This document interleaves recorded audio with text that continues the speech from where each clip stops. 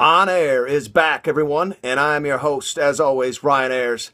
And I really wanted to get into the NBA and the start of the college basketball season. They're well underway, a couple weeks in for college basketball and almost a month old for the NBA. But something has just been weighing on me again and again, and I can't drop it because of this college football selection committee. Again, we're a few weeks into it to the point where we're almost, a week away from the final results coming in for this college football selection committee.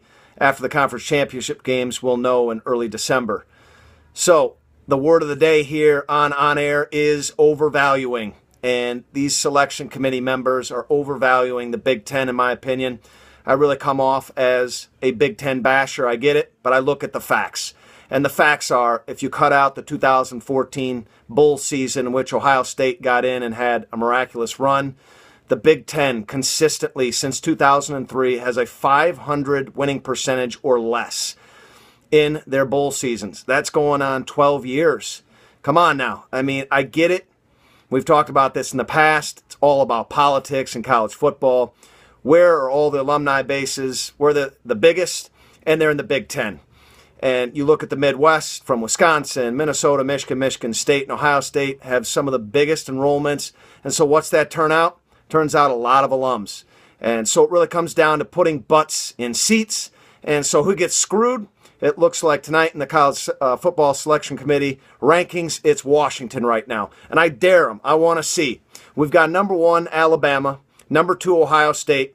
If Ohio State knocks off the third-ranked Michigan Wolverines, Michigan has got to be out. They don't even win their division, so how can they make the Final Four? And then you have the third option here, or the fourth team really, is Clemson.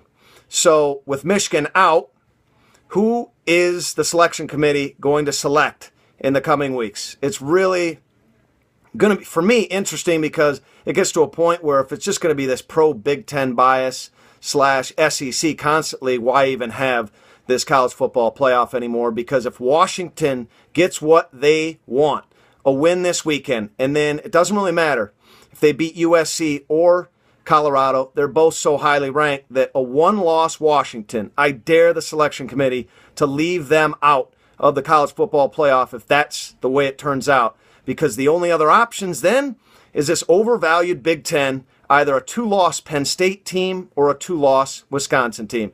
And I just don't see how you can realistically get anybody into this college football playoff anymore in future years if you don't select the Washington Huskies football team. They ran into a juggernaut. USC is one of the best teams in the country right now. I get why they're never going to be allowed in. They had a tough September, 3 losses. You're never going to see that. You know, we only saw a 2-loss team win a national championship once in the BCS era, and that was the 2007 season with LSU and less crazy man Miles.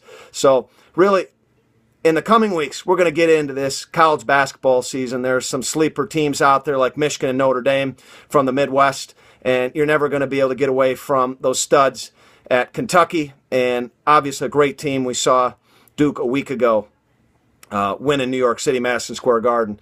And so we're going to really focus on college basketball, and the NBA is tipped off. But again, just the selection committee process has been bugging me throughout the last few weeks, and I wanted to jump on here and let everybody know how everything is playing out right now, and I don't really think it's the way it should be playing out. And we'll see, though, in a couple weeks how it all plays out. This has been On Air, and I am Ryan Ayers.